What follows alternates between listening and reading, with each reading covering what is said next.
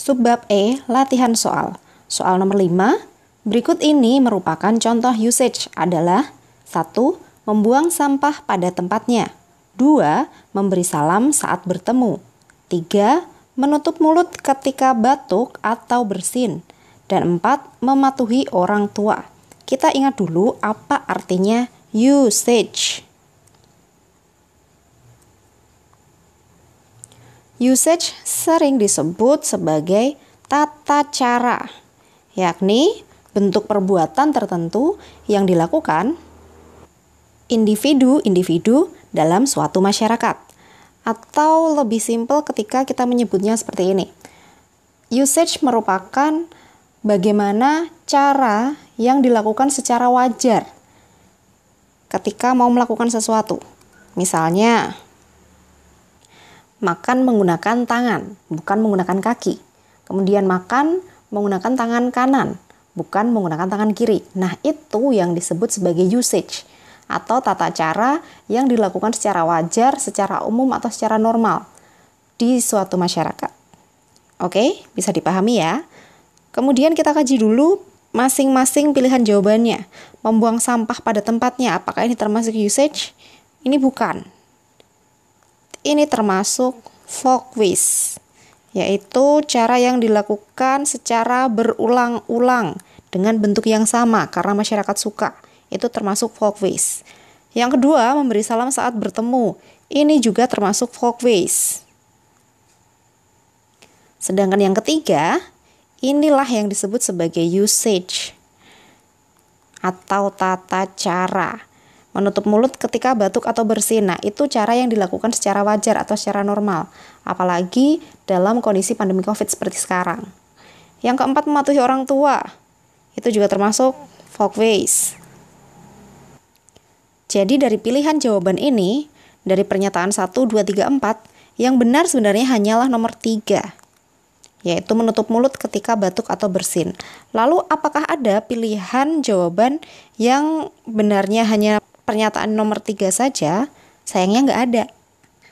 Pada prinsipnya ketika kita menemukan tipe soal C yang seperti ini, tipe soal dengan pilihan jawaban 1, 2, 3, 4, ketika jawaban nomor 3 benar, maka nomor 1-nya juga pasti benar. Begitu pula sebaliknya, ketika nomor 1 benar, nomor 3 pasti benar. Kalau untuk kasus 2 dan 4 belum tentu, karena nomor 2 benar, nomor 1 bisa saja benar. Tapi kalau nomor 1 benar, nomor 3 pasti benar. Nomor 3 benar, nomor 1-nya pasti benar. Jadi mau nggak mau ketika kita dihadapkan dengan soal seperti ini, tidak ada pilihan jawaban yang lain, mau tidak mau, ya sudah kita pilih jawaban 1 dan 3. 1 dan 3 itu pilihannya adalah B. Oke, bisa dipahami? Karena ketika kita ketemu soal seperti ini, mau tidak mau, kita harus memilih salah satu jawabannya. Dengan catatan tidak ada nilai minus ya. Kalau nilai minus, ya sudah tinggalkan. Kalau nilainya tidak minus, berarti pilih satu jawaban yang paling tepat. Oke? Soal nomor 6, seseorang yang ketahuan melakukan perbuatan melanggar norma akan menjadi viral di media sosial dan dikucilkan oleh masyarakat karena melanggar 1. Usage, 2. Custom, 3. Folkways, dan 4. Mores. Kita tandai dulu kata kuncinya. Seseorang melakukan perbuatan yang melanggar norma sehingga menjadi viral di media sosial, kemudian dia mendapatkan sanksi, yakni dikucilkan oleh masyarakat. Sanksinya adalah dikucilkan oleh masyarakat. Ketika seseorang melanggar usage, misalnya yang pertama, usage itu atau disebut sebagai tata cara, sanksi bagi pelanggarnya sangat lemah. Hanya ditertawakan atau dicemooh. Itu adalah sanksi yang diterima bagi pelanggar usage atau tata cara. Kalau custom itu juga bukan. Custom artinya adalah adat istiadat. Sanksinya bahkan sangat tegas. Bisa jadi seseorang harus memberikan pembayaran denda tertentu atau melakukan suatu upacara adat tertentu sesuai dengan aturan adat. Folkways atau kebiasaan, sanksinya adalah ditegur. Jadi tidak sampai dikucilkan, ditegur oleh masyarakat. Nah, berarti jawabannya adalah mores. Mores merupakan sekumpulan perbuatan mengenai anjuran dan larangan dalam kehidupan bermasyarakat.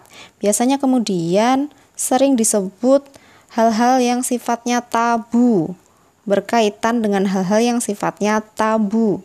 Mores ini secara moral dipandang sebagai hal yang benar, sehingga sanksinya sangat tegas, yakni dikucilkan. Contohnya apa? Contohnya melakukan perbuatan zina atau hubungan suami istri di luar nikah, seperti itu. Ketika masyarakat mengetahui itu, kemudian pelakunya atau pelanggar norma mores akan dikucilkan oleh masyarakat. Nomor 4 saja yang benar. Nomor 4 saja yang benar berarti jawabannya adalah D. Soal nomor 7. Penggunaan ojek berbasis online diatur dalam norma formal. 1. Peraturan daerah. 2. Undang-undang. 3. Keputusan menteri. Dan 4. Hukum adat. Kita garis bawahi dulu, yang ditanya adalah norma formal. Jadi ingat-ingat norma formal. Berdasarkan resmi atau tidaknya, norma itu dibagi menjadi 2, yakni ada norma formal, ada juga norma non-formal. Norma formal atau norma resmi merupakan aturan yang berisi perintah dan larangan yang dirumuskan dan diwajibkan secara jelas dan tegas oleh pihak yang berwenang. Jadi ada pihak-pihak tertentu yang dianggap berwenang untuk membuat peraturan bagi masyarakat. Dan ini berlaku untuk seluruh masyarakat. Itu merupakan norma formal. Seperti peraturan lalu lintas misalnya, itu termasuk norma formal. Kemudian yang termasuk norma non formal atau norma tidak resmi. Norma tidak resmi itu apa? Masih ingat? Ya, norma tidak resmi merupakan patokan yang tumbuh dari kebiasaan berperilaku yang sama. Jadi kebiasaan berperilaku yang sama sehingga diterima oleh sebagian besar anggota masyarakat. Kebiasaan ini dilakukan secara sama sehingga kemudian diterima oleh sebagian besar anggota masyarakat. Itu yang disebut sebagai norma non-formal. Tidak ada suatu lembaga atau pihak-pihak khusus yang dianggap berwenang untuk membuat norma non-formal. Berbeda dengan norma formal tadi, kalau dalam norma formal harus ada pihak-pihak yang berwenang dalam menyusun peraturan itu. Sudah bisa dipahami ya? Berarti kita kembali ke pilihan jawabannya, yang termasuk norma formal. Nomor 1, peraturan daerah itu termasuk norma formal. Nomor 2, undang-undang juga termasuk norma formal. Yang ketiga, keputusan menteri itu juga termasuk norma formal. Hukum adat bagaimana? Hukum adat itu norma non-formal. Tidak ada satu lembaga yang khusus untuk membuat hukum adat. Jadi jawaban 1, 2, dan 3 pilihan jawabannya adalah A. Soal nomor 8. Contoh sanksi pelanggaran norma sosial dalam masyarakat adalah 1. Cemoohan oleh masyarakat. 2. Hukuman denda. 3. Pengucilan oleh masyarakat. Dan 4. Hukuman penjara. Sanksi. Apa itu sanksi? Masih ingat kita sempat membahas ini? Sanksi merupakan hal yang paling membedakan antara nilai sosial dengan norma sosial. Karena dalam nilai sosial belum mengenal adanya sanksi. Sedangkan dalam norma, pelanggaran terhadap norma itu akan mendapatkan sanksi. Sanksi merupakan konsekuensi yang akan diterima oleh individu yang melakukan pelanggaran terhadap norma. Sanksi bisa berupa sanksi formal maupun non-formal. Artinya sanksi ini bisa bersifat resmi maupun tidak resmi. Apa saja? Norma-norma yang kemudian dilanggar dan mendapatkan sanksi tidak resmi ada berupa dicemooh atau ditertawakan atau kemudian diejek itu semua merupakan sanksi-sanksi yang sifatnya tidak resmi. Atau dikucilkan, pengucilan, itu juga termasuk sanksi tidak resmi. Ada juga sanksi yang bersifat resmi atau formal, seperti bentuk hukuman denda maupun hukuman penjara. Jadi ini semua termasuk bentuk-bentuk sanksi ya. Kita kembali ke pilihan jawabannya. Nomor 1, cemoohan oleh masyarakat, ini juga termasuk sanksi yang diterima dalam pelanggaran norma. Hukuman denda juga iya, pengucilan juga iya, hukuman penjara. Nah, 1, 2, 3, 4. Keempat-empatnya benar. Berarti pilihan jawabannya adalah E. Soal nomor 9. Perbuatan yang merupakan pelanggaran terhadap usage adalah 1. Berbicara pada waktu makan. 2. Menyela percakapan orang lain. 3. Bersendawa pada waktu makan. Dan 4. Melanggar lalu lintas. Kita ingat lagi ya arti usage. Usage artinya adalah tata cara, yaitu cara melakukan sesuatu secara wajar, secara umum di masyarakat. Misalnya makan mie ayam dengan menggunakan sumpit, itu merupakan hal yang wajar, itu adalah cara yang wajar. Tapi ketika kemudian makan soto menggunakan sumpit, itu bukan hal yang wajar, berarti itu termasuk pelanggaran terhadap usage. Seperti itu contohnya. Kita kaji satu persatu. Nomor 1, berbicara pada waktu makan. Ya, ini merupakan pelanggaran terhadap usage. Ketika nomor 1 benar, nomor 3 pasti benar. Bersendawa pada waktu makan. Yes, ini juga pelanggaran terhadap usage. Jadi bersendawa atau kentut pada waktu makan, itu termasuk pelanggaran terhadap tata cara. Nah, nomor 2, apakah dia termasuk pelanggaran usage juga? Menyela percakapan orang lain itu melanggar folkways, bukan usage. Yang keempat, melanggar lalu lintas itu pelanggaran terhadap laws atau hukum. Jadi yang benar adalah pernyataan 1 dan 3. Pilihan jawabannya B. Oke, sudah bisa dibedakan ya antara usage, folkways maupun laws. Soal nomor 10, keterkaitan antara nilai dan norma tampak dalam pernyataan. 1. Nilai selaras dengan norma. 2. Norma lebih abstrak dari nilai. 3. Norma dijabarkan dari nilai. Dan 4. Norma berdiri sendiri tanpa nilai. Kita ingat dulu apa itu nilai sosial. Nilai merupakan konsepsi abstrak tentang yang baik dan yang benar, tentang yang ideal, tentang yang berharga. Itu disebut sebagai nilai.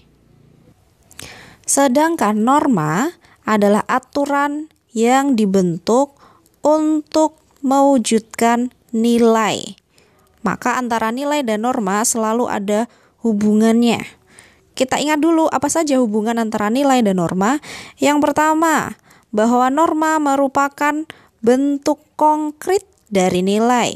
Jadi norma bersifat lebih konkret dari nilai sosial.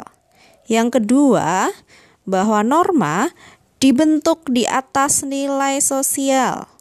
Jadi ada nilai sosial dulu, baru ada norma sosial. Nah, yang ketiga, norma diciptakan untuk mencapai nilai atau untuk mewujudkan nilai. Jadi kembali ke pilihan jawaban. Nilai selaras dengan norma. Ini benar, nilai akan selalu sejalan dan selaras dengan norma. Yang kedua, norma lebih abstrak dari nilai. Nah, ini tidak tepat. Karena nilailah yang bersifat lebih abstrak daripada norma. Sedangkan norma itu bersifat lebih konkret. Yang ketiga, norma dijabarkan dari nilai, itu juga benar. Yang keempat, norma berdiri sendiri tanpa nilai, itu jelas salah. Karena norma dan nilai itu selalu berhubungan. Norma ada untuk mewujudkan nilai. Pilihan jawaban 1 dan 3 yang benar adalah B. Oke? Nomor 11, yang merupakan salah satu karakteristik dari norma hukum adalah A. Dibentuk oleh pemerintah. B. Pemberian sanksi yang hanya memaksa sebagian anggota masyarakat. C. Adanya lembaga formal yang bertugas menegakkan sanksi. D. Untuk mengontrol dan mendominasi masyarakat yang lemah. Dan E. Berasal dari tradisi masyarakat. Yang kita bahas kali ini adalah norma hukum. Norma hukum merupakan aturan atau peraturan yang sifatnya tertulis dan juga formal yang mengatur kehidupan masyarakat dalam suatu negara. Karena dia tertulis, maka kemudian sifatnya tegas. Jelas ada dasar hukumnya. Nah, itu yang disebut kemudian tertulis. Penegakannya bersifat tegas dan formal karena dia dibentuk oleh lembaga yang berwenang seperti pemerintah. Selain itu, norma hukum juga memiliki lembaga kontrol atau lembaga yang berwenang dalam menegakkan sanksi. Kalau contohnya seperti ada polisi, ada Satpol PP, itu merupakan lembaga-lembaga yang berwenang atau yang bertugas untuk menegakkan sanksi terhadap pelanggaran norma hukum. Norma hukum juga bersifat mengikat dan memaksa terhadap seluruh anggota masyarakat, tidak hanya sebagian, karena semua orang di mata hukum itu sama, tidak peduli anaknya siapa, tidak peduli kamu punya jabatan atau tidak. Semua orang di mata hukum itu sifatnya sama, idealnya seperti itu.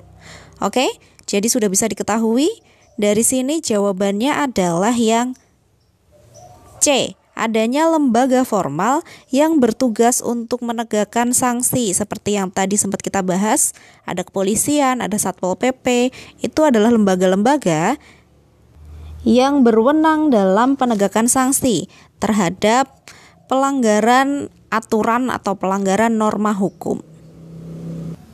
Soal nomor 12. Supporter sepak bola yang fanatik gegap gempita memberikan dukungan kepada tim kesayangannya di stadion utama. Mereka meneriakkan yel-yel dan bertindak sesuai arahan koordinator lapangan. Meski demikian, pertandingan berjalan dengan lancar. Kondisi ini memperlihatkan berfungsinya norma 1. Kerumunan, 2. Ketertiban, 3. Massa, dan 4. Kedisiplinan. Kita cari kata kuncinya. Disebutkan bahwa mereka meneriakkan yel-yel dan bertindak sesuai arahan dari koordinator lapangan. Selain itu, pertandingan bisa berjalan dengan lancar. Dikatakan bahwa pertandingannya dapat berjalan dengan lancar. Dari sini sebenarnya sudah terlihat ya bahwa pertandingan itu bisa berjalan dengan lancar, tidak ada masalah dengan supporter selama mereka mematuhi kedisiplinan dan ketertiban. Ya, jawabannya 2 dan 4. 2 dan 4 itu pilihannya adalah C. Sudah jelas. Kalau kerumunan itu berarti tidak teratur sifatnya, sedangkan ketika pertandingan bisa berjalan dengan lancar tanpa ada masalah dengan supporter, itu menunjukkan kalau mereka berjalan secara tertib dan teratur serta disiplin. Berarti sudah jelas ya, tidak ada masalah dengan soal ini. Soal nomor 13, seorang pemuka agama divonis oleh hakim selama 4 tahun penjara karena terbukti melakukan perbuatan penistaan terhadap salah satu agama. Hal ini memperlihatkan bahwa pemuka agama tersebut melanggar norma 1. Kesusilaan, 2. Agama, 3. Kesopanan, dan 4. Hukum. Kita cari kata kuncinya. Pemuka agama ini melakukan perbuatan penistaan terhadap salah satu agama. Kemudian dia divonis oleh hakim selama 4 tahun penjara. Sebenarnya dari sini sudah bisa langsung kelihatan ya. Kata-kata divonis oleh hakim itu pasti hubungannya dengan hukum. Dan ternyata yang dilakukan adalah penistaan terhadap agama. Ingat bahwa agama itu semua mengajarkan perdamaian, mengajarkan cinta, mengajarkan kasih, mengajarkan saling menghargai dan saling toleransi antara satu orang dengan orang lainnya. Bahkan ketika berbeda agama pun tidak boleh adanya saling menghina atau saling mengejek maupun saling membenci. Sedangkan norma hukum jelas bahwa kita tidak boleh melakukan ujaran kebencian atau sering disebut hoax. Apalagi kemudian sampai menistakan agamanya orang lain, menistakan agama lain gitu. Jadi jelas ya, jawaban 2 dan 4. 2 dan 4 itu pilihannya adalah C. Sudah bisa dipahami ya, ini cukup mudah.